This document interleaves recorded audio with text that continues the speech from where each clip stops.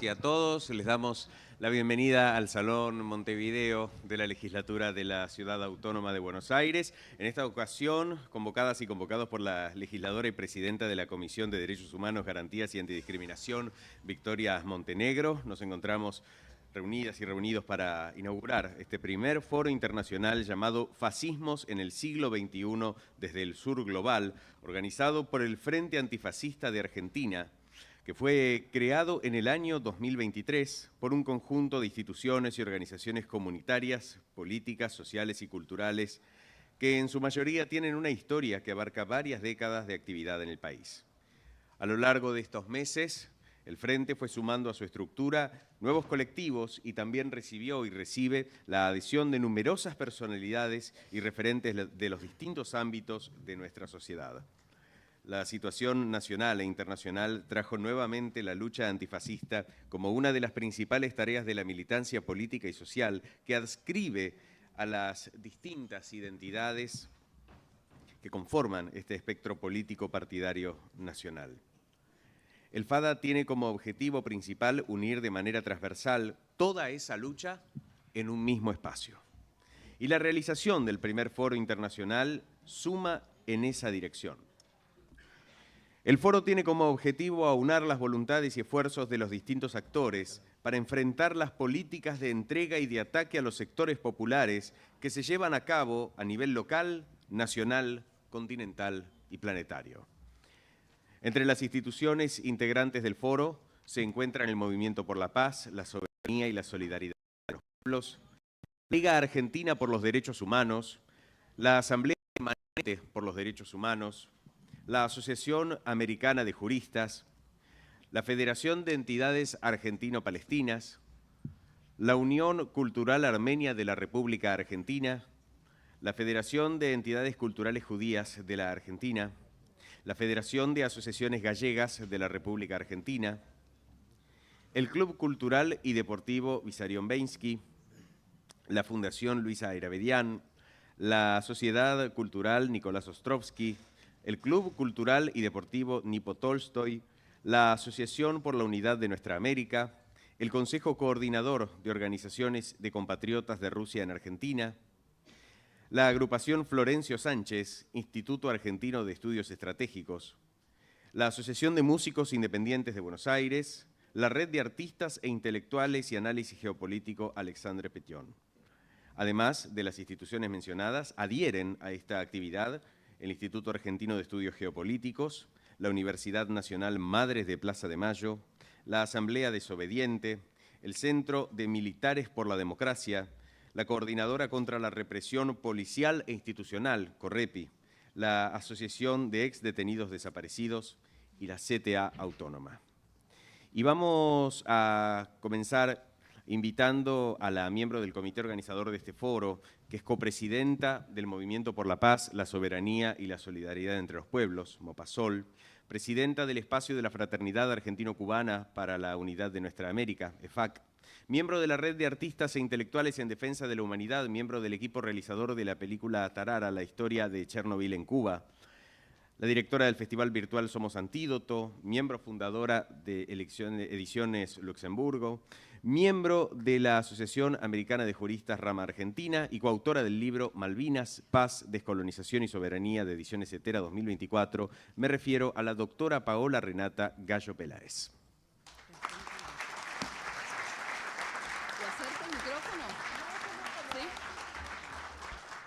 Hola, bueno, bien. Qué emocionante.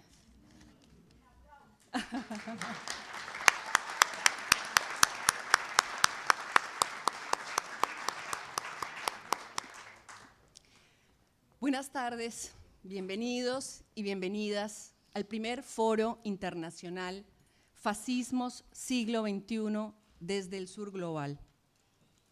Gracias a mis compañeros y a mis compañeras que me han otorgado el gran honor de hablar hoy aquí, en nombre del Frente Antifascista de Argentina, organizador de este foro. En primer lugar, queremos decirle con mucho cariño a la legisladora de la Ciudad de Buenos Aires, compañera Victoria Montenegro. Gracias.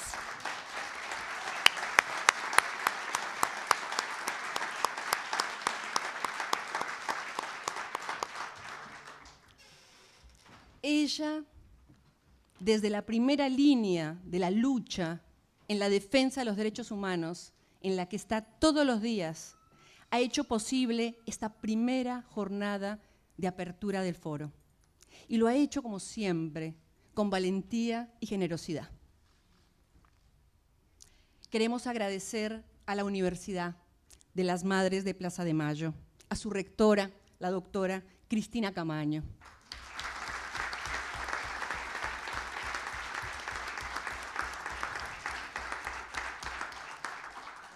A los trabajadores y trabajadoras docentes y no docentes, que a pesar de ser víctimas de un ataque brutal contra la universidad, resisten desde la solidaridad.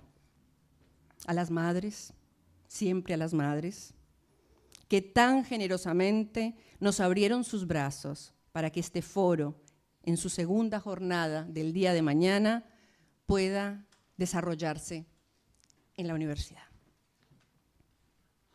Gracias a los y las ponentes que viajaron desde sus países para participar de este encuentro y a quienes participarán del mismo en forma virtual desde más de 12 países. Gracias también a quienes con su presencia y participación hacen posible encontrarnos ante un evento de más de 300 personas inscriptas. Agradecer a las personas que aceptaron apoyarnos desde el comité académico, que es un lujo. Gracias por su apoyo a la Federación Judicial Argentina, a la CTA Autónoma, a las organizaciones que adhirieron al foro. Gracias, queridos Atilio, querido Rocco, querido Jorge, por su presencia, por sus aportes, por dedicarnos tantos días de debates y reflexiones.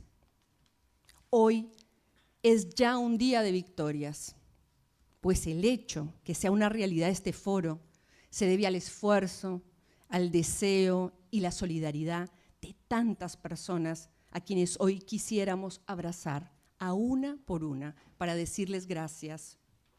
Vaya nuestro abrazo Antifa, que se instala hoy para todos y todas. Me corresponde ahora explicar brevemente por qué un frente antifascista en el siglo XXI en Argentina y por qué un foro internacional sobre fascismos del siglo XXI desde el sur global. Creamos hace ya un año un frente antifascista en Argentina reivindicando experiencias que nos precedieron, porque enfrentamos la misión fascista en el mundo, que entendemos como la deshumanización total para la apropiación sin límites. Lo hacemos desde el sur global, donde los gobiernos fascistas no vienen a fortalecer el Estado Nacional ni a llevar adelante una misión expansionista imperialista, prometiendo mejorar con ello la calidad de vida del pueblo. Estamos del otro lado de la cara de la moneda del fascismo. Acá viene el fascismo a deshumanizar y a destruir todas aquellas herramientas que impida el saqueo imperial y entregar así la nación a los intereses de los grupos económicos que hoy son los dueños del mundo.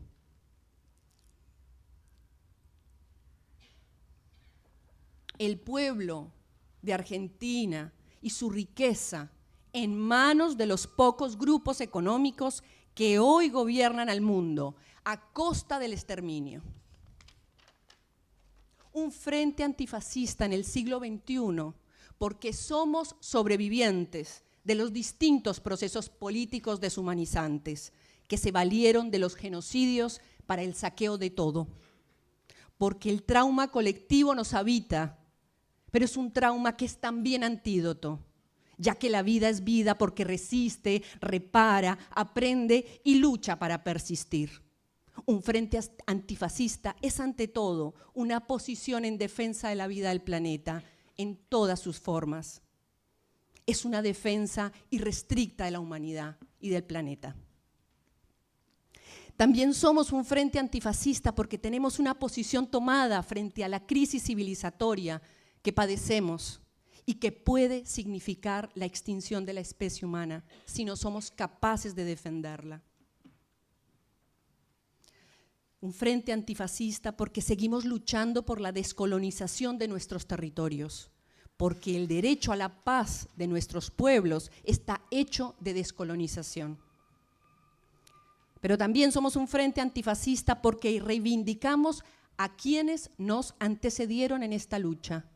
Una de las primeras expresiones antifascistas en Argentina que nos inspira fue la de aquellos obreros y obreras anarquistas que con la más alta moral que haya conocido el movimiento obrero argentino se defendieron de las manadas asesinas de los jóvenes de la Liga Patriótica Argentina, que salían a cazar obreros y obreras durante los primeros años del siglo XX con total impunidad por las calles de este país. Nos inspiran las brigadas de solidaridad internacionalista de Argentina en defensa de la República Española, contra el fascismo de Franco, que fue apoyado por Hitler y Mussolini. Y también, por supuesto, la enorme solidaridad argentina e internacional con la lucha del pueblo soviético contra la maquinaria genocida de la Alemania nazi-fascista. Somos antifascistas porque los 30.000 compañeros y compañeras detenidos y desaparecidos están presentes ahora y siempre.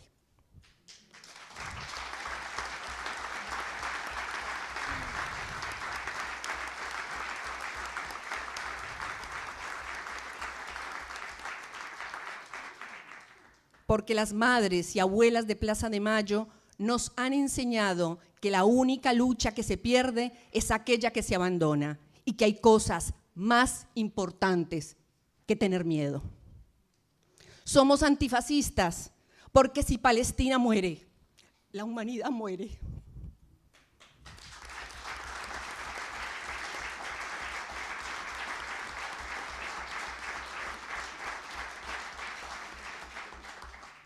Perdón, no puedo decir Palestina sin llorar.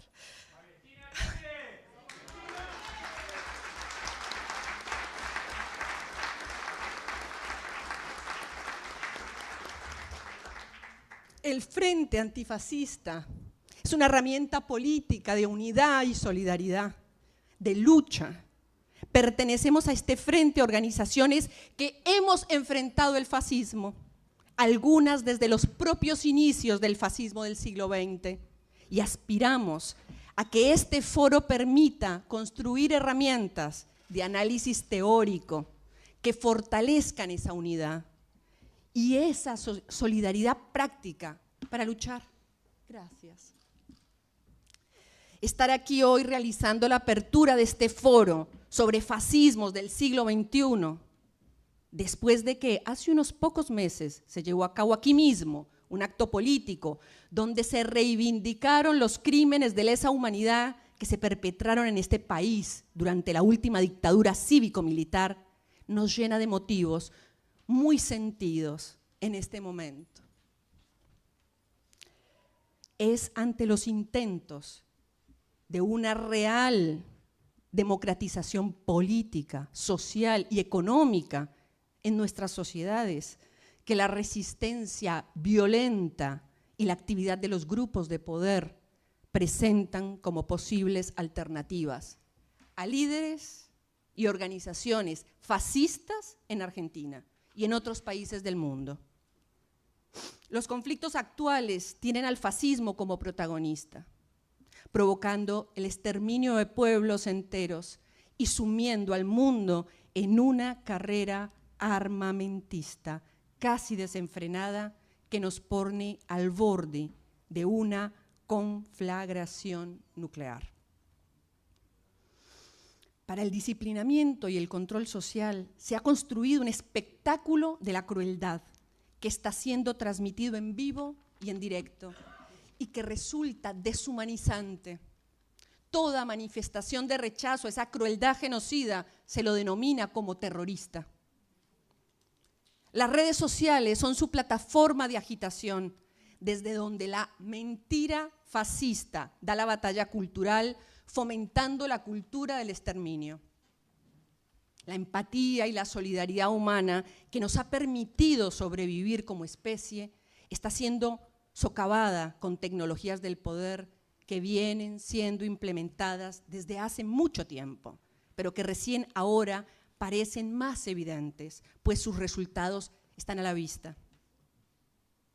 La salud mental de nuestros pueblos está siendo severamente afectada y es en la población menor de 20 años donde el impacto es alarmante. Los procesos de deshumanización deben ser estudiados y atendidos y por eso también estamos aquí.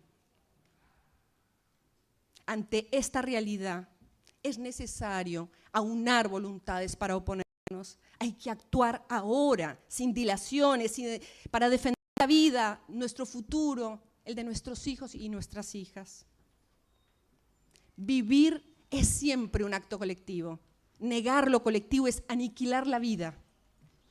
Por esa razón, desde el Frente Antifascista de Argentina, buscamos unirnos en defensa de nuestros derechos, a movilizarnos por una vida digna, por la paz, la amistad y la cooperación solidaria entre los pueblos y los estados, por el respeto a nuestra soberanía nacional, hoy vulnerada por la base militar de la OTAN en Malvinas, que sostiene los 190 años de ocupación británica, y a su régimen de saqueo colonial, del que no podemos ser ni aliados extra-OTAN ni socios globales, sin que ello se entienda como la irracionalidad colonial, que hoy se ve agravada por la ley Bases, que recientemente se ha aprobado en el Congreso de la Nación. Asimismo, llamamos a estar alertas contra los intentos de dividirnos y enfrentarnos, a luchar en contra de la explotación, la opresión de todo tipo, el colonialismo, en contra de la reproducción de los discursos fascistas, neofascistas, autoritarios, antiderechos, antidemocráticos, misóginos, racistas, homofóbicos, discriminadores y supremacistas. El foro surgió como una necesidad de escuchar y reflexionar. Queremos comprender colectivamente estos fenómenos que avanzan y con su avance nos traen hambre y violencia, porque queremos defender la paz y sus grandes obstáculos siempre fueron el hambre y la violencia que deja el saqueo. Cuando hoy hablamos de democracia, esto lo hablábamos con el compañero Rocco, no nos referimos a la democracia original de los griegos, ya que ese concepto ha sufrido transformaciones como toda creación humana. Igualmente, cuando hablamos de fascismos hoy, nos pasa lo mismo. Son creaciones humanas que se transforman. Necesitamos comprenderlos en profundidad para construir alternativas en defensa de la humanidad, contra el hambre y la violencia, por la paz de nuestros pueblos. Exigimos la libertad para todas las personas presas políticas en Argentina.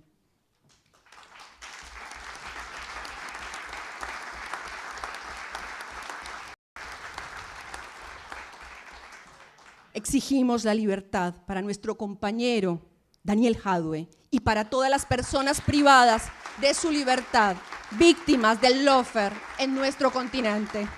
Fascismo nunca más. Muchas gracias.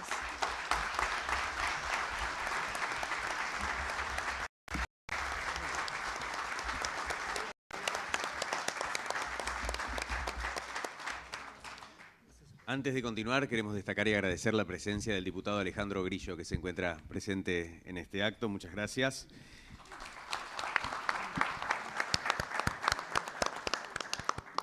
Nuestro próximo orador es doctor en Filosofía y Letras por la Universidad de Calabria, es doctor en Filosofía por la Universidad de Zúrich, se ocupa de teoría del poder criminal y de discursividades socioculturales latinoamericanas en el CONICET y en la Universidad Nacional de Quilmes. Sus libros más recientes fueron publicados por la editorial y son Mafia Capital en el año 2019, Mafia Argentina en 2021 y Mafia Global, el doble poder de 2023. Y de próxima aparición podemos mencionar Lanzallamas, el fascismo psicotizante de Milei, por la editorial Penguin Mondadori Random House. Nos referimos al doctor Rocco Carbone.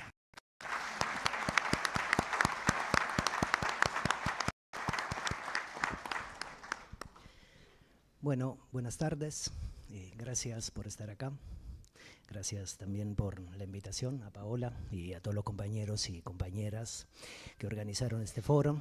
También un gusto compartir esta mesa con la propia Paola, con Victoria.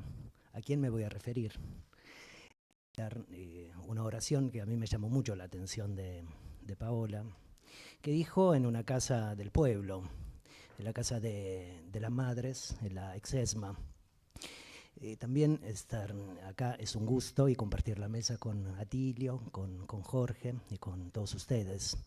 Miren, cuando hablamos de fascismo, esa palabra materializa un destino. Eso me parece que es la primera cosa que deberíamos tener presente, que esa palabra materializa un destino, pero también devela un secreto. Ayer con Atilio compartimos otra mesa, mañana espero que no. Y decíamos, citábamos a Trotsky, ese secreto, Trotsky lo llama misterio, el fascismo es una fuerza misteriosa. Cuando decimos fascismo, también nombramos una palabra que tal vez nos abra una puerta, pero sobre todo cuando decimos esa palabra, que indudablemente es una palabra oscura, y de hecho acabamos de escuchar un alegato humanista de parte de Paola. Cuando decimos la palabra fascismo, tal vez se puedan aglutinar ciertas conciencias. A mí me gustaría proponer acá una consigna final acerca de la palabra fascismo.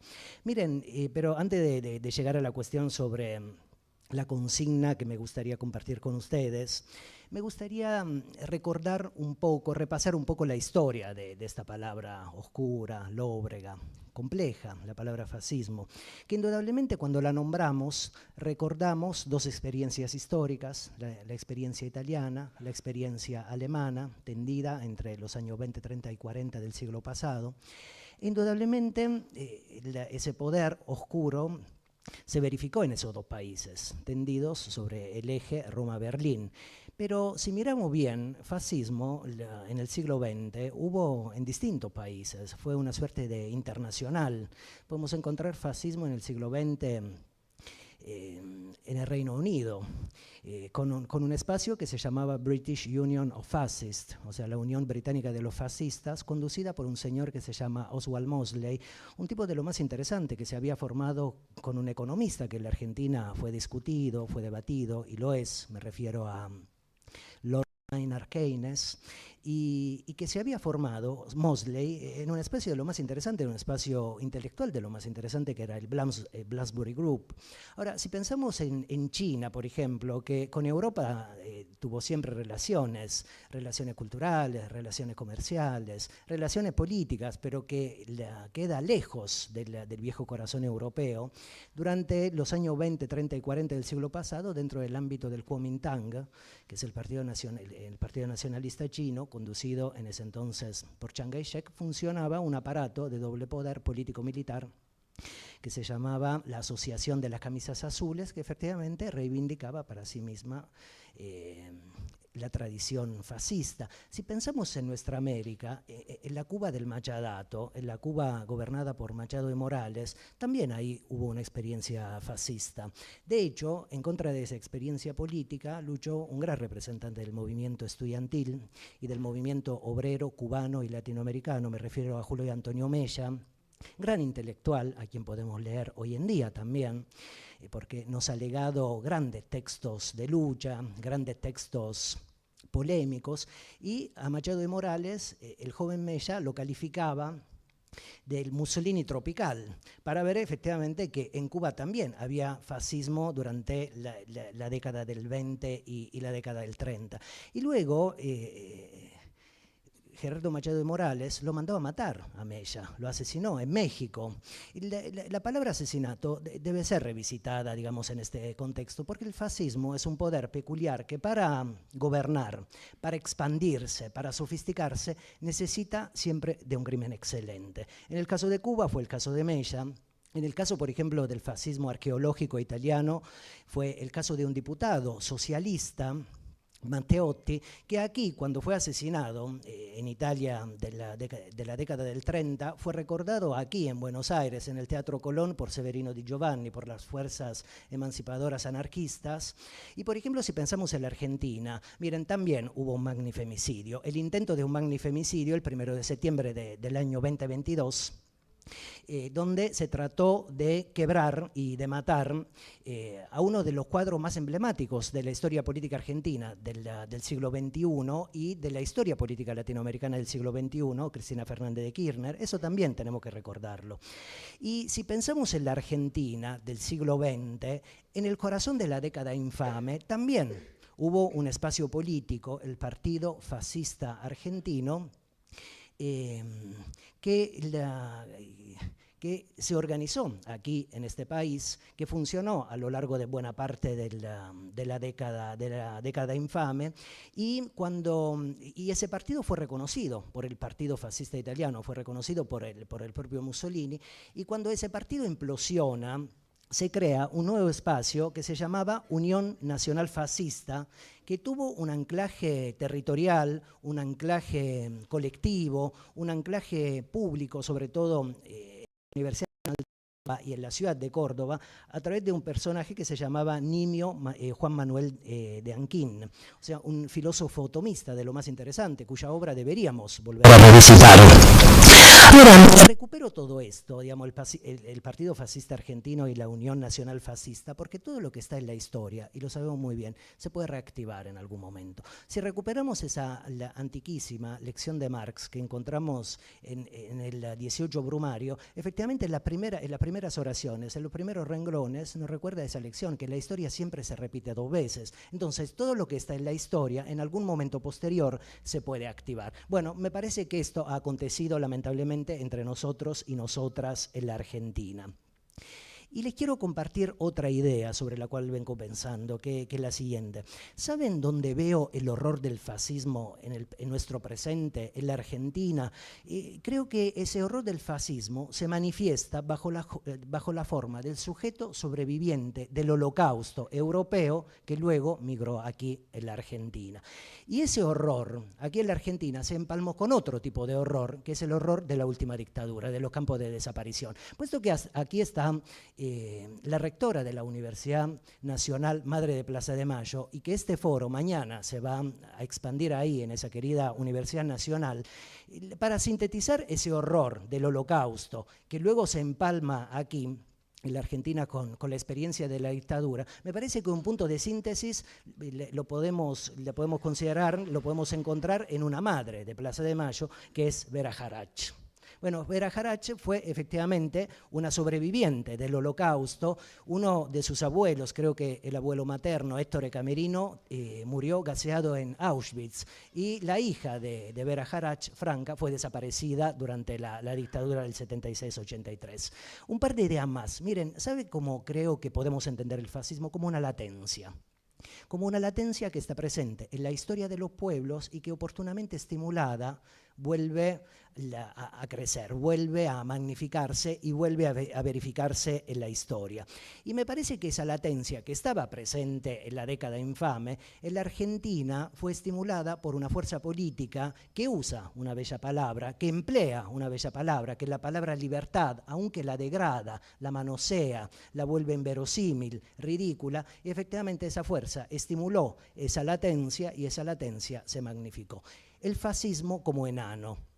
Esa oración también debe ser considerada por nosotros y nosotras. El enano fascista es una fuerza que en mayor o menor medida está en cada uno y cada una de nosotros. También debemos reconocerlo. Porque si está en la historia de los pueblos, está en la historia de cada uno y cada una de nosotros. Y oportunamente estimulada, deja de lado su condición enana y se magnifica. Se vuelve visible y se vuelve una especie de gigante. Ahora, ¿cómo podemos entender ese poder fascista, como un poder dual, un poder que está constituido permanentemente por dos dimensiones que entre sí chocan, que entre sí se excluyen? O sea, es un poder dual que niega y afirma al mismo tiempo.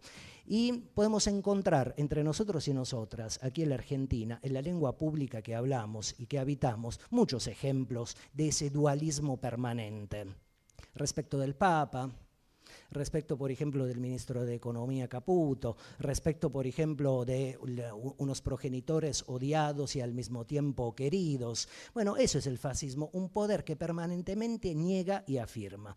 Y la afirmación seguida de una negación lo convierte en un poder psicotizante, en un poder tendencialmente enloquecedor. Y los efectos de ese poder enloquecedor enloquecen no al sujeto que expande ese poder, sino que enloquecen al ciudadano, a las ciudadanas, a las organizaciones libres del pueblo, a los partidos políticos, a la misma política. Y de hecho, el fascismo, miren, es un poder que afecta la salud mental. Bueno, eso lo puedo decir porque conversamos aquí con Paola y en uno de los últimos cafés que hicimos, ella me hizo ver que efectivamente ese poder afecta la salud mental. Y creo que estamos en un estado de afección de salud mental en nuestra sociedad, en la Argentina de este momento. Ahora, con esas afirmaciones y negaciones permanentes que despliega el poder fascista, ese poder borra su propia historia. Eso también es de lo más interesante, porque la historia tiene que estar vinculada, anclada a una realidad, tiene que estar vinculada, anclada a una verdad, sea cual fuere esa verdad. Si yo digo como verdad, el día tal se juntó en la legislatura porteña un movimiento antifascista, esa es una verdad, pero si esa verdad es negada un momento después, diciendo Paola, Atilio, Victoria, Jorge nunca se juntaron, efectivamente se borra esa historia y me parece que borrar la historia, el poder fascista borra su propia historia, borra de alguna manera su operatividad y entonces no olvidamos esa operatividad política. Y por eso me parece, por esa razón, me parece que efectivamente en la Argentina y en otros lugares del mundo resistimos tanto esa palabra como si no se pudiera volver a verificar bajo la forma de la acción política en el presente del siglo XXI.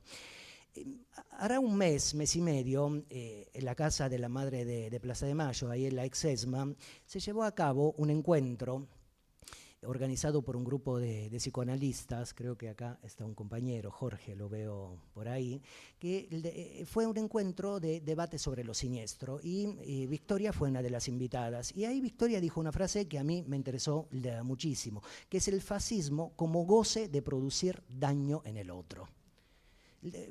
Oración de lo más interesante, el fascismo como un poder que goza a la hora de producir daño en el otro. Bueno, en esa oración me parece que hay muchas cosas que resuenan. Resuena efectivamente la fibra psicotizante, potencialmente enloquecedora. El fascismo, cuando fascistiza a otro, trata de deshistorizarlo, desmemoriarlo y enloquecerlo. Y también esa oración, goce de producir daño me parece que habla de los modos ideológicos del fascismo. Miren, el fascismo es una ideología de la negatividad.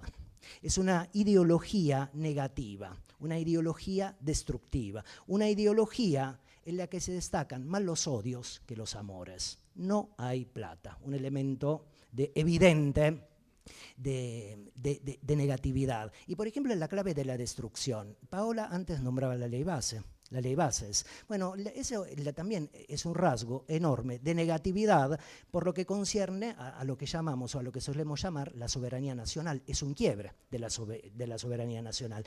Y termino con la idea de la consigna que me gustaría compartir con ustedes. La consigna política. Me gustaría dejar acá una consigna política para nosotros y nosotras.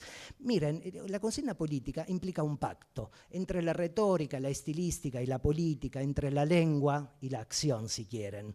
Y la consigna es una palabra siempre corta, una oración corta, que invita a la movilización, que invita al arrebato, que invita a dejar de lado la tolerancia frente a la incertidumbre del momento. En la Argentina tenemos grandes consignas políticas. Perón vuelve. O por ejemplo, patria o muerte, otra gran consigna de lucha. Son frases, o pequeñas oraciones que a la manera de un estilete nos invitan a la acción política. O sea, nos invitan a la movilización de plaza, a la movilización de calle.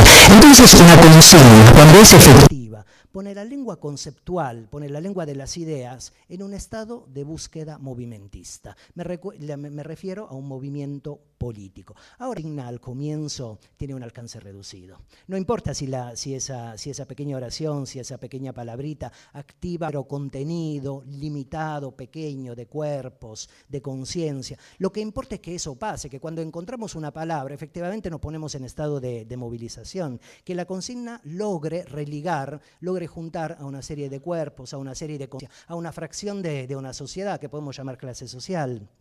Y la consigna que quiero dejar aquí para nosotros y nosotras es antifascismo como consigna, como llamado a la congregación de una pequeña multitud que efectivamente se pueda expandir hoy a través de este foro, mañana a través de la discusión que vamos a tener en la querida Universidad Nacional de Madre de Plaza de Mayo. Y no deseo que esa consigna se haga voz colectiva, el antifascismo, que se haga cántico popular, que se haga también estado de pensamiento, de ideas, para interrumpir eso, ese dolor, esa tolerancia ante la incertidumbre que vivimos todos los días en este querido país. Muchas gracias.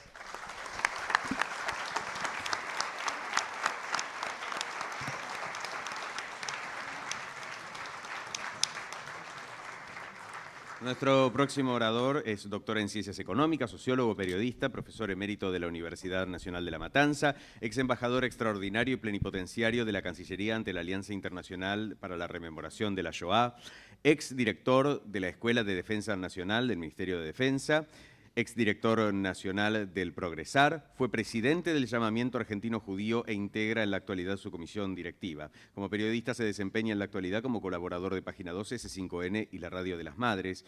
Sus dos últimos libros son Del Atlantismo al Polo Euroasiático, El conflicto en Ucrania como anuncio de una nueva configuración global, y La OTAN contra el mundo, el conflicto en Ucrania como expresión del cambio de época. Nos referimos al doctor Jorge Elbaum.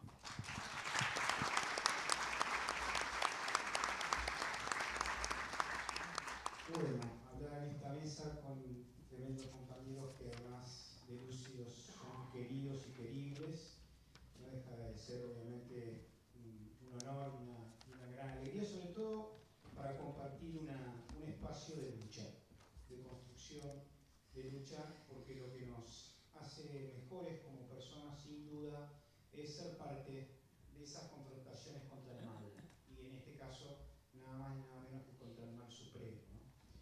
Yo pensaba, cuando venía en el subte, y me puse a anotar, lo único que voy a leer, una idea aproximada, un paraguas conceptual para pensar por los neofascismos, o las derechas reaccionarias, o todos los nombres que le quieran poner, como una definición operativa que nos ayude a entender, en última instancia, la razón política de un encuentro como este. El fascismo es la forma que asume la dominación para perseguir, someter, sojuzgar, debilitar, oprimir, inferiorizar y, si es necesario, aniquilar a las organizaciones populares de los trabajadores, a todas las formas de rebeldía que promueven tácticas y estrategias comunitarias, emancipatorias y revolucionarias. El fascismo es el motor de toda práctica colonial y genocida. Además, en la actualidad, busca evitar y destruir la configuración de polos antiimperialistas que defiendan lógicas soberanas, independentistas, ajenas y enfrentadas a la hegemonía occidental. Yo lo que quise sintetizar acá son dos elementos. El fascismo puede haber nacido históricamente como palabra en el siglo XIX o quizá a finales del siglo XVIII, en alguna forma terminológicas. Pero el fascismo tiene una historia mucho más larga que este siglo y medio. Es el mecanismo que la dominación impone de manera brutal para exterminar a todos aquellos que buscan prácticas vivibles y humanitarias de relación social. Y eso es lo que nosotros estamos viendo hoy con una ferocidad enorme en la realidad. En sus dos planos, en el plano más, si se quiere, de destruir cualquier capacidad de construir redes sociales humanas, que suponen redes comunitarias, sindicales, políticas, y también de destruir aquello que en formato, si se quiere, más geopolítico, intenta quebrar el modelo unilateralista, hegemónico de Occidente, Occidente responsable de todas o de la inmensa mayoría de las prácticas coloniales en la historia de la humanidad, responsable de todos los genocidios existentes en los últimos, desde la modernidad, incluye obviamente a los pueblos originarios, etc., Occidente al cual nuestros niños estudian únicamente y se miran en el espejo de ese Occidente sistemáticamente. Ese Occidente, que es Europa Occidental, básicamente, y Norteamérica, específicamente Estados Unidos y Canadá, ese Occidente que es el responsable, insisto, del esclavismo y de todas las prácticas de sometimiento más crueles, porque nosotros lamentablemente recordamos algunos genocidios, otros no. Somos bastante selectivos. No recordamos, por ejemplo, el genocidio del principio del siglo XX de los alemanes en Namibia. No recordamos el genocidio, obviamente, de los belgas en el Congo. Son genocidios olvidados, ¿no? Genocidios que en realidad no tienen, pero todos instituidos en el marco de la práctica del exterminio a partir de la exacción de valor, ya sea por el trabajo, por la esclavitud, o, si se quiere, por la utilización y la exclusión para obtener recursos naturales, como se hace de la manera más eufemizada en el día de hoy. Hoy por hoy, en el mundo hay países que se enfrentan al fascismo. Y yo creo, y lo subrayo, que el país que hoy está enfrentado al fascismo, que tiene sello de OTAN, 32 países miembros, es la Federación Rusa, que se enfrenta a los ucronazis en Ucrania y que está defendiendo la posibilidad del resto del mundo por una soberanía plena, porque esa lucha que hoy está dándose 80 años después de que el Ejército Rojo haya llegado a Berlín, es la lucha contra el fascismo. No es solamente el ucrofascismo que está en la Europa Oriental. Y un dato para los que no saben o quieren o no recuerdan algo de la historia. El ejército más grande jamás formado en la historia de la humanidad fue el Sexto Ejército Alemán, en 1941. 2/3 de todos los militares alemanes fueron parte de este ejército, invadieron la Unión Soviética en ese año. Ese ejército, que lo conformaban más o menos entre 3 y 3,5 millones de personas, tenía solamente 2 millones de alemanes. 1,5 millones eran españoles, franceses de la Francia de Vichy, búlgaros, rumanos, croatas, finlandeses. Había aproximadamente militares de 15 países del mundo, acompañando a las fuerzas nazis que invadieron la Unión Soviética. La posibilidad que nosotros tenemos de pensar el fascismo como lo pensamos tiene que ver con Stalingrado y tiene que ver con esa enorme derrota que se le hizo al nazismo en 1945 y que nos permite hoy estar acá, sin duda, planteándonos las luchas por el fascismo presente y futuro.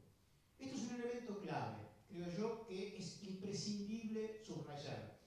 El fascismo hoy en el mundo, además de tratar de violar todas las independencias y las soberanías para ejercer un modelo unilateral de sanciones, se hace a través de bloqueos, bombardeos, restricciones y también de una guerra híbrida sustentada a partir de un aparato de propaganda feroz. Un aparato de propaganda feroz que le esconde a la inmensa mayoría, sobre todo de Occidente, algunas cosas que están sucediendo en el mundo. Que le esconde, por ejemplo, que Rusia está derrotando en este momento a esos 32 países de la OTAN. Lo está haciendo incluso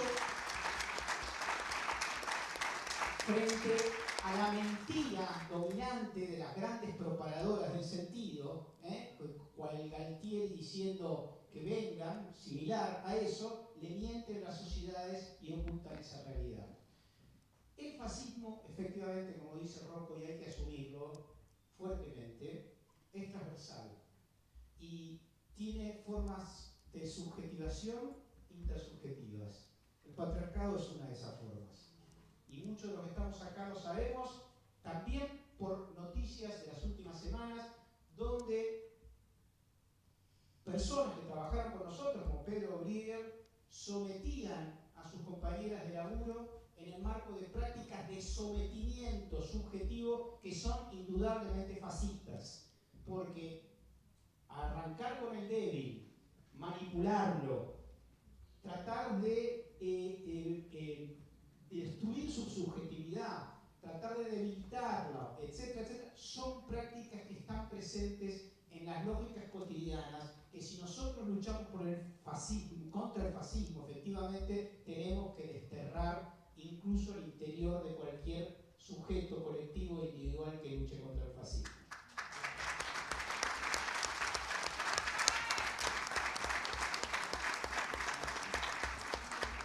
Y un elemento más que me parece importante pensar, porque la escuchaba Paola y por supuesto me emocioné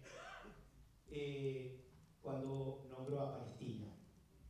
Como judío y argentino, integrante obviamente del llamamiento argentino judío, y lo hemos hecho público muchas veces, estamos viviendo una masacre genocida cotidianamente. Y es doble responsabilidad para aquellos que pertenecemos a esa identidad señalar a Benjamin Netanyahu como un fascista que está masacrando a un pueblo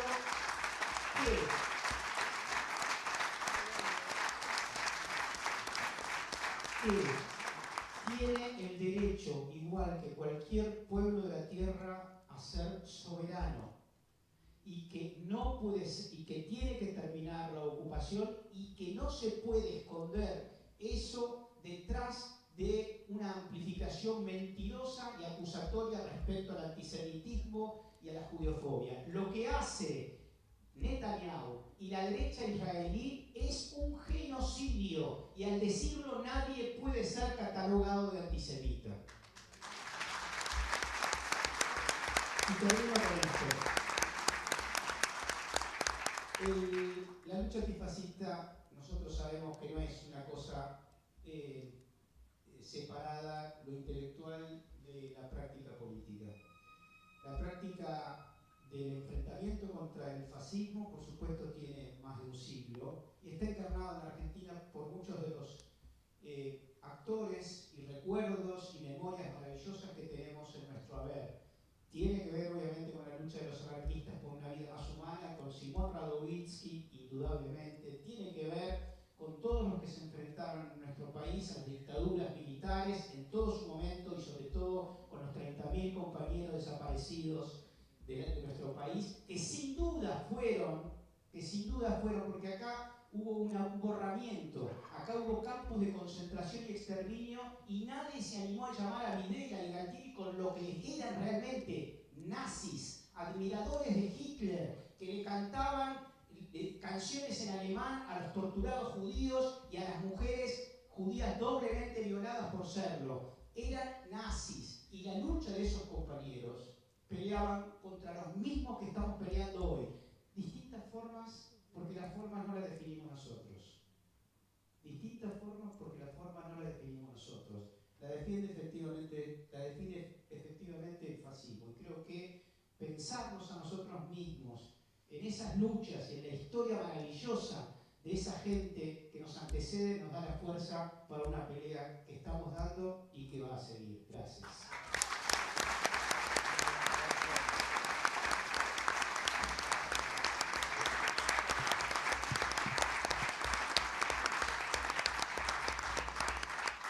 Antes de continuar, queremos destacar y agradecer la presencia de la embajadora de la República Bolivariana de Venezuela, Estela Lugo.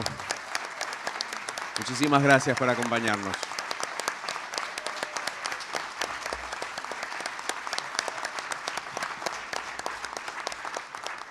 A quien vamos a escuchar ahora es doctor en Filosofía por la Universidad de Harvard, magíster en Ciencia Política, licenciado en Sociología, fue investigador superior del CONICET, profesor titular de Teoría Política en la Universidad de Buenos Aires. Actualmente dirige el Programa Latinoamericano de Educación a Distancia en Ciencias Sociales del Centro Cultural de la Cooperación y coordina el ciclo de complementación curricular en Historia de América Latina de la Universidad Nacional de Avellaneda. Es el doctor Atilio Borón.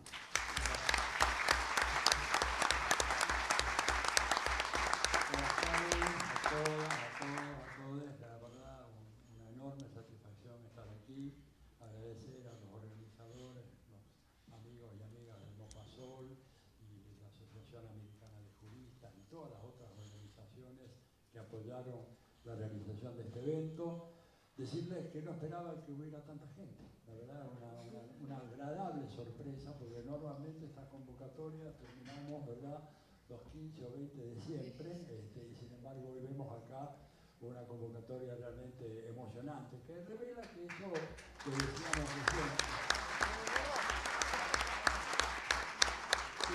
el antifascismo creo que está empezando a convocar cada vez a sectores más extensos de la sociedad argentina. Yo creo que quisiera, digamos, dejar de lado cualquier tentación de empezar a hacer un análisis sobre lo que fue el fascismo histórico, el fascismo del siglo XX, etc. A ver, yo lo diría simplemente, esto es otra cosa, porque el fascismo es un fenómeno mutante, acá se dijo, los procesos históricos, las formas sociales, las formas políticas no son eternas. Por lo tanto, el fascismo de hoy, ¿no es cierto?, tiene características muy especiales, pero en donde el núcleo esencial sigue siendo el mismo. Es un proyecto de muerte. Es un proyecto de muerte, un proyecto de subordinación, ¿no es cierto?, un proyecto contrario a la cultura y a la razón.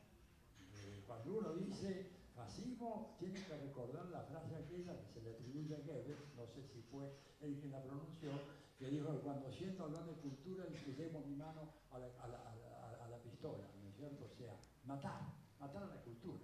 Entonces, este es un fascismo colonial, a diferencia de los fascismos clásicos, pero eso no tiene que ser un obstáculo para nosotros, ¿verdad? Porque hay una manera de dulcificar este fenómeno, diciendo, bueno, es un caso de una derecha extrema, ¿verdad? Y evitar aplicar la categoría de fascismo, pero ahí tenemos que resistirnos. Es decir, esto es el fascismo del siglo XXI.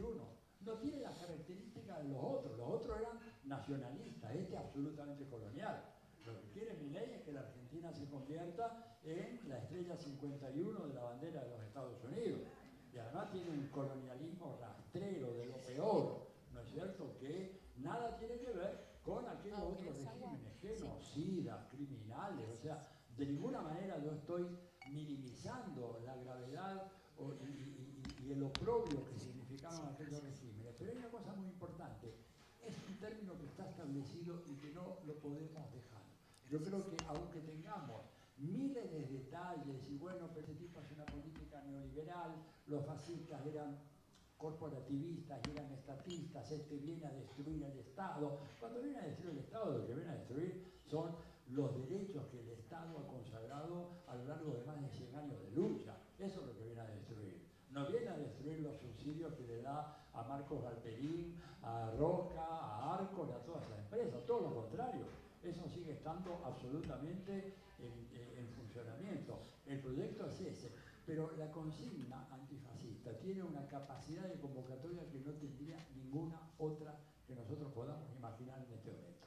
Esto, digamos, lo señaló en su momento un gran dirigente del Partido Comunista Italiano, un gran luchador contra el fascismo de Mussolini, que fue Palmiro Togliatti, que dijo, miren, dice, para los efectos de una discusión académica podemos hilar muy fino y bueno, diferenciar el fascismo italiano del nazismo alemán, del régimen de Franco en España, de Oliveira Salazar en Portugal, para tomar los 4 casos más emblemáticos, pero a los fines de la agitación y la lucha, Esto hay que denunciarlo como fascismo porque la gente entiende.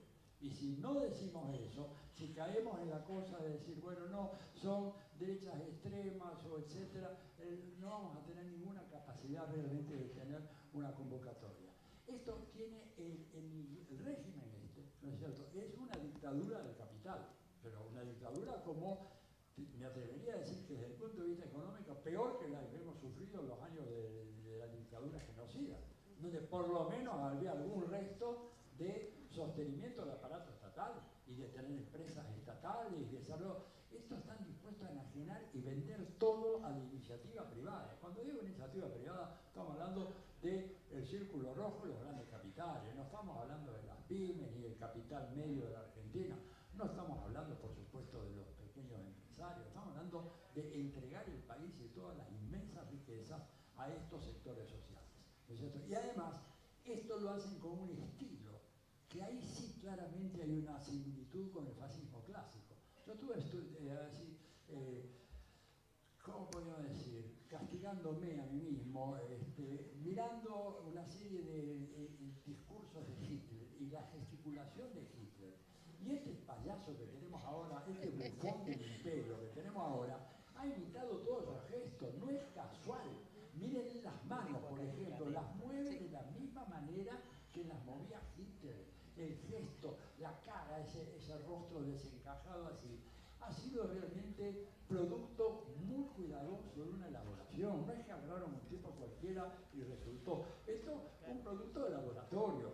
Vienen ensayando durante 3 o 4 años, ¿no es cierto?, en toda esta red de medios de comunicación que maneja el emporio de Unequian. Y ahí está el resultado. Ahora, captó de alguna manera una necesidad de protesta social que tenemos que reconocer. Nuestro campo no supo capitalizar, no supo captar. Tenemos que reconocer nuestros fallos en ese sentido, ¿verdad? Hemos menospreciado el tema de la comunicación, que hoy en día es absolutamente crucial, menospreciado por completo. Utilizamos un lenguaje, utilizaron un lenguaje, ¿verdad?, que no llegaba, sobre todo no llegaba al grupo más joven de la sociedad argentina, de las sub-30 o sub-25, para los cuales hablar del 2001 es como hablar de el triunvirato, digamos, después de la Revolución de Mayo. Es decir, a veces lo damos como pues, ellos ya saben lo que pasó. No, no saben lo que pasó, no saben, porque además, como se dijo aquí, ¿quién les enseñó? ¿A dónde se estudia eso? ¿Dónde están los textos de la educación primaria en la Argentina o secundaria que se estudie la historia hasta el momento actual? ¿Cómo debería estudiarse? Porque la historia no terminó en 1983 cuando se restablece la democracia. Siguió la historia. ¿Y dónde se enseñó eso? No se enseñó en ninguna parte. Por lo tanto, caemos, digamos, en una especie de vacío sociológico ante gente que no tiene categorías para entender qué les queremos decir cuando le hablamos. Mirado del 2001, acordate, y fíjense ustedes, muy interesante, la reacción popular ante un programa más radical de derecha y un programa que tiene este componente que decía Victoria, ¿no es cierto?, el goce, la cara de satisfacción que tiene Milei cuando anuncia que va a dejar en la calle a tantos miles de empleados, es algo que nunca lo habíamos visto. Yo me atrevería a decir que no se vio en ningún otro país, no tengo registro, pero acá en Argentina, digamos, los gobiernos más reaccionarios de derecha, cuando anunciaban eso, utilizaban un tono solemne diciendo, bueno, recuerden Martínez de Oz, bueno, tenemos que hacer esta racionalización, etc. Este lo dice sonriendo, disfrutando, él está gozando al anunciar una medida de una tremenda crueldad. Entre otras razones, porque la victoria cultural de la derecha en la Argentina ha naturalizado la crueldad. Y por lo tanto, el hecho de que salgan unos tipos imitando a la Liga Patriótica, ahora fusilar gente que está durmiendo en la calle, ¿no es cierto?, dispararle, bueno, claro, le disparan balines de aire comprimido, ¿no? Todavía no van con la ametralladora. Pero, y esto no es noticia ni es escándalo, es algo extraordinario. Ustedes piensen, hay patotas de clase media alta o clase alta de la burguesía que salen por algunos barrios a dispararle a la gente que está durmiendo en la calle. No es noticia, no es motivo de escándalo, nada, está naturalizado. O sea, la crueldad está naturalizada, la violencia está naturalizada, y esto es lo que define a un régimen fascista. que no es igual que el otro de Mussolini y de Hitler, claro, pero la esencia es la misma. Y por eso nosotros tenemos que salir con esta convocatoria, tratar de instalar el tema, ¿verdad? Que el fascismo es muerte, y esto se puede comprobar incluso ya ahora. Es decir, yo estoy buscando datos, a ver si por ahí alguno de ustedes tiene, cuántos pacientes han muerto debido a que no han recibido los medicamentos oncológicos y diabéticos que antes recibían gratuitamente. Eso es dato, no es genocidio en la escala, digamos, que hemos hablado, pero es una política genocida. Y sin embargo, una política de muerte intencional que se hace a propósito, porque se cumple el viejo apotegma de la dictadura militar que decía, lo dijo Martínez de Oz en reiteradas ocasiones, a este país le sobraban, decía él, 10 millones de personas, cuando éramos 20. Imagínense ahora que somos 47, los que sobran ya deben ser 30 millones de personas. Y este es el lento genocidio de los pobres, el proceso de idiotización de la sociedad argentina. Ustedes dirán, bueno, esto es una expresión muy fuerte. Miren, los mejores analistas contemporáneos, inclusive de Estados Unidos y Europa, hablan de que los capitalismos contemporáneos, a través de sus estados, tienen como uno de los ejes centrales embrutecer el objetivo de las democracias capitalistas, no es otro que embrutecer a su ciudadanía. ¿Y esto por qué? Porque de esa manera, en la medida en que la población tenga menos categorías mentales e intelectuales para interpretar la realidad, le deja al ancho campo para que esta gente haga lo que quiere. Esto también lo venía diciendo otro gran pensador extraordinario, ¿verdad?, cuya muerte fue anunciada, otra de las fake news, Noam Chomsky, ¿verdad?, que corrió la voz de que murió Chomsky, murió. No era cierto, pero bueno, está muy enfermo, tuvo un problema, tuvo una ACV, es un hombre mayor, pero no había muerto. Sin embargo, los medios no ven la hora de que muera, Chomsky, ¿verdad?, que es un autor censurado en Estados Unidos. O sea, si uno quiere leer a Chomsky, tiene que leer la prensa de América Latina, porque en Estados Unidos, el New York Times, el Washington Post, no publican nada, y además de lo que escribe Chomsky. Es una línea muy clara, establecida, ¿verdad?, en ese país. Entonces, esto es la esencia del fascismo, el ataque a la cultura, destruir las universidades públicas, destrucción total, destruir el conocimiento científico de este país. Este país es el único país que ha logrado en América Latina tener 3 premios Nobel de ciencia, los 3 salidos de la universidad pública. Y ahora las universidades públicas no tienen un peso, y la Universidad Nacional de las Madres de Plaza de Mayo está en una situación absolutamente escandalosa. No le han dado un peso en lo que va del año. Los profesores, los trabajadores están ahí haciendo una especie de trabajo voluntario. Y a mí lo que me sorprende es que, ¿qué pasó? ¿Qué pasa en el Congreso de la Nación Argentina? ¿Qué pasa ahí? Porque lo que le tienen que dar, ¿verdad?, a la Universidad Nacional de las Madres de Plaza de Mayo es producto de una ley. Pero este es un déspota, este es un tirano, bajo una formalidad democrática. Es un tipo que se sienta en las leyes, no les presta ninguna atención, arrasa con toda la institucionalidad y no hay reacción, ¿verdad? Yo, digamos, estoy esperando que por lo menos un diputado salga a hacer una declaración pública exigiendo, señor, usted tiene que cumplir la ley. La ley le otorga a las universidades este apoyo financiero y usted tiene que cumplir la ley, y si no le hacemos juicio político. Y el que haga por lo menos una convocatoria. En fin, mucho por hacer, creo que tenemos un gran trabajo por delante, creo que la sociedad nos va a escuchar, creo que los horrores que hace este gobierno son horrores que de alguna manera van a despertarnos, van a sacar a la sociedad del sopor, al que nos inducen los medios de comunicación, en realidad, como dice el maestro Chomsky, medios de confusión de masas. Esas de verdad son medios de confusión de masas. Y bueno, y quiero decir que estamos en presencia de un nuevo estilo político instalado por estos sinvergüenzas, pero que hay un elemento muy importante que parece que los gestos muy irritativos o extravagantes suelen ser muy efectivos. Por eso termino diciendo, ¡viva la justicia social, carajo! ¡Viva!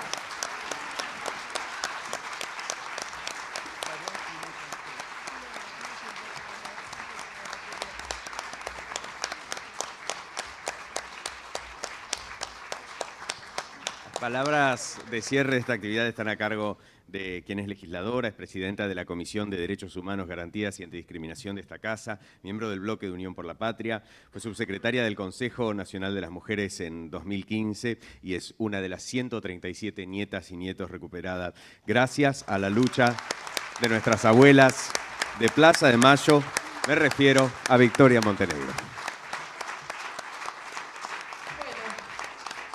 Buenas tardes a todos y todas. Bueno, en primer lugar, muchísimas gracias a las compañeras y los compañeros de Mopasol que, bueno, confiaron en nosotros para llevar adelante este encuentro. La verdad que un poco lo que decía Tilio nos rebalsó, digamos, nos quedó chico el salón y realmente, bueno, quizás demuestra el momento y la necesidad de poder reunirnos para pensar esto que nos viene haciendo. Por supuesto que después de semejantes exposiciones impresionantes, magníficas, lo mío va a ser muy humilde, digo, después de Atilio va a ser muy humilde lo que uno puede aportar, pero sí, bueno, gracias a mi compañero también legislador, Ale Grillo.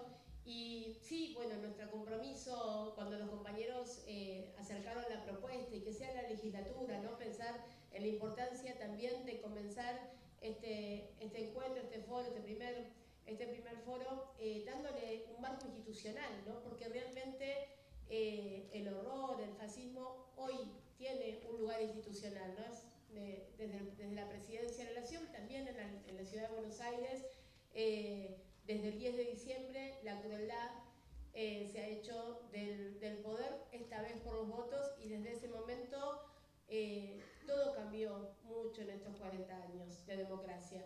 Y habitamos todos los días situaciones que parecen imposibles, impensadas, se corrieron todos los límites de lo que conocíamos en materia de derechos, bueno, de derechos humanos estos días.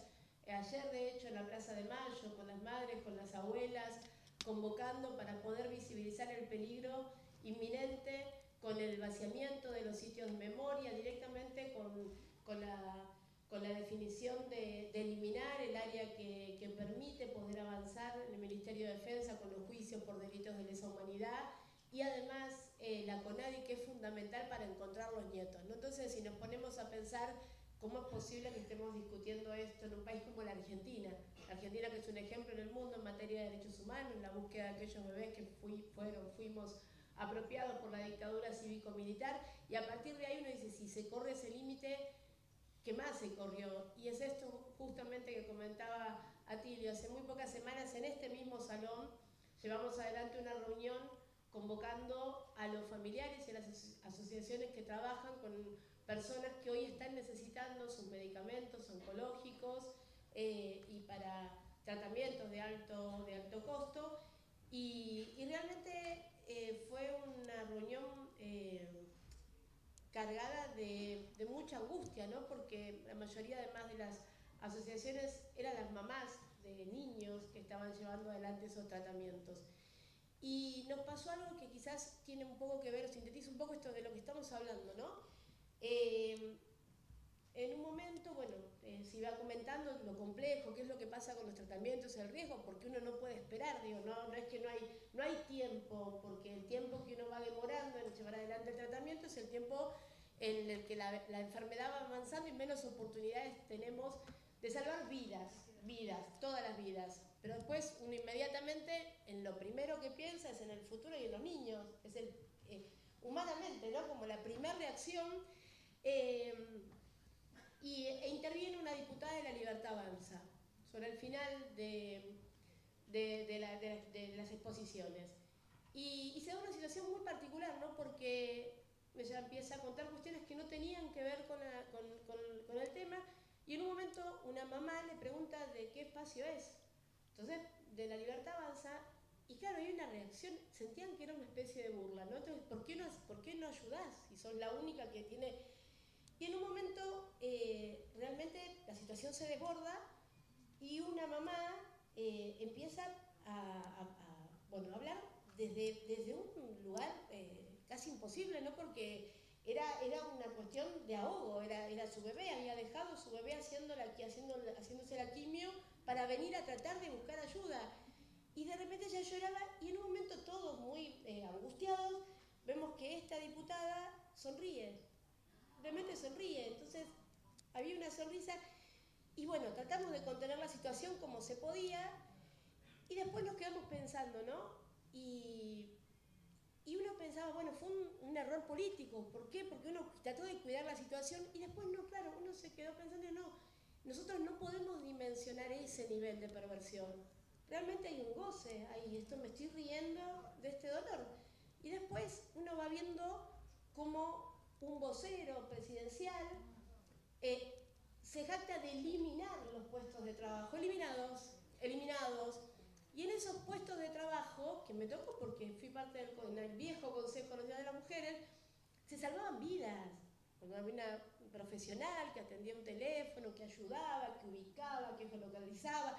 El Estado presente que salva vidas y que nos permite como sociedad vivir mejor, dignamente, intentar todo el tiempo cuidarnos y intentar vivir cada día un poquito mejor, un Estado más presente. Y de repente, ¿qué pasó?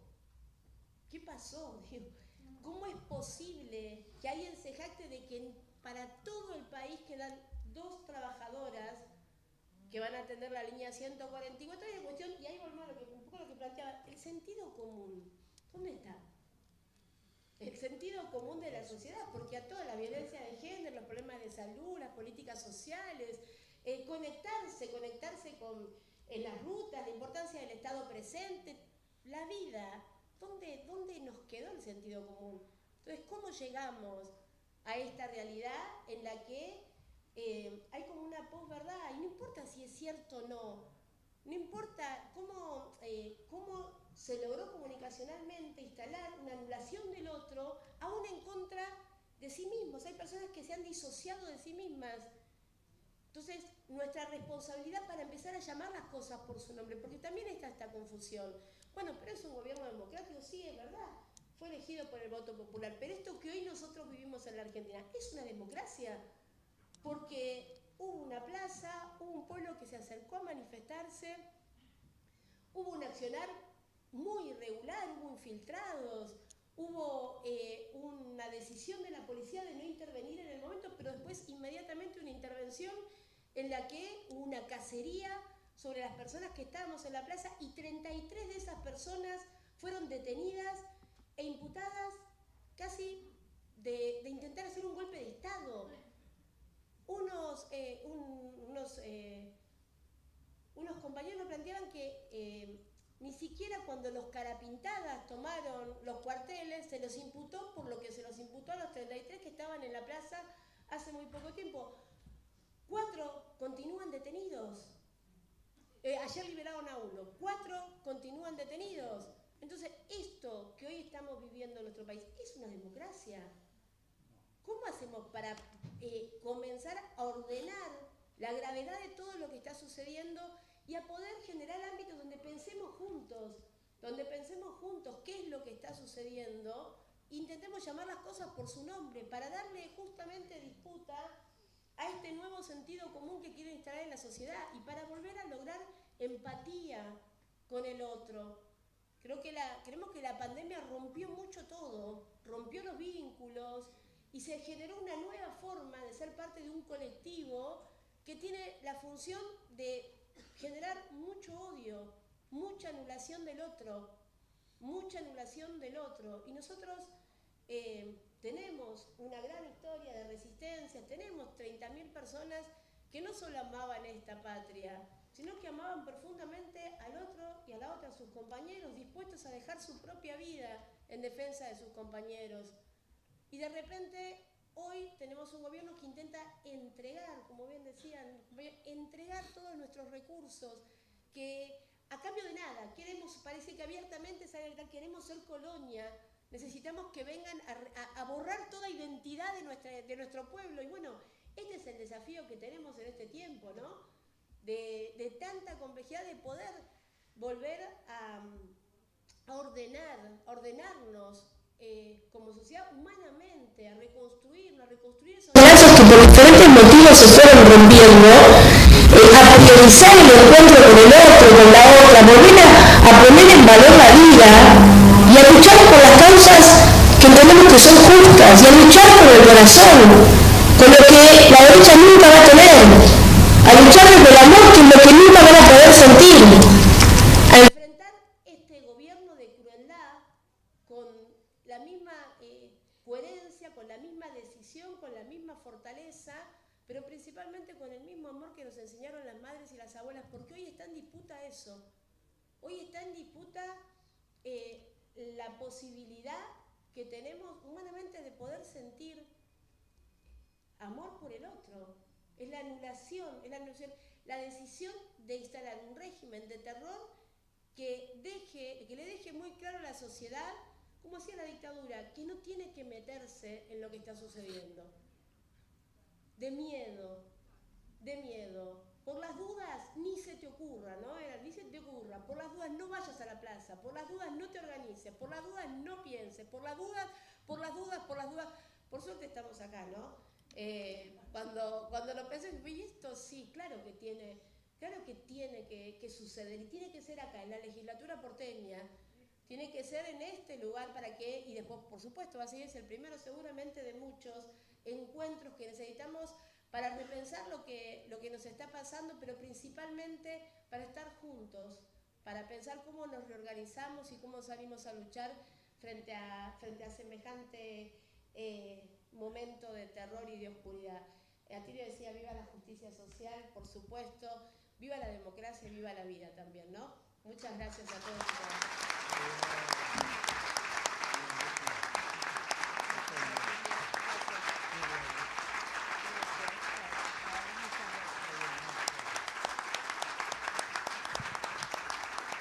Queremos agradecerles a todas y a todos por habernos acompañado, agradecer al panel y comentarles que mañana continúa es la segunda jornada de este primer foro internacional. Será en la Universidad de las Madres, en Hipólito Yrigoyen, 1584, a partir de las 10 de la mañana.